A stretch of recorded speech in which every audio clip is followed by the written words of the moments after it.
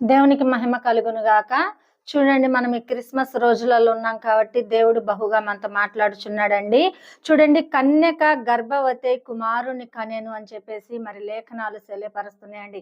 లేఖనాలు తెలియపరుస్తున్నప్పుడు మరి కన్యకలందరూ కూడా గ్రామంలో దేవుడు నా కడుపులో పుడతాడు, నా కడుపులో పుడతారని ఎదురు చూసి ఉన్నారంట అండి. చూడండి, దానికి ఇమ్మానుయేల్ అని భాషాంతరంగా దేవుడు మనకి తెలియపరుస్తున్నాడండి. చూడండి ఎంత మంది విశ్వసిస్తున్నాడు, ఎంతమంది విశ్వాసంతో మరి మీరు ప్రార్థన చేస్తున్నారు, విశ్వాసంతో మీరు కొనసాగుతున్నారు.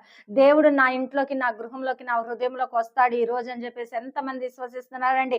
మరి ఆ కన్యకలందరూ కూడా మరి యేసు ప్రభు వారు నా గర్భంలో పుట్టాలి, ఇమ్మానుయేలు నా గర్భంలో పుట్టాలి అని చెప్పేసి ఏం చేస్తున్నారంటే ఎదురు చూస్తున్నారు. చూడండి, మన పాపముల కొరకు, మన శాపముల కొరకు ఆయన కడిగి వేయట కొరకు మరి ఆయన జన్మించున్నాడు కాబట్టి మరి చూడండి, దేవుడు నా హృదయంలోకి, నా గృహంలోకి రావాలి,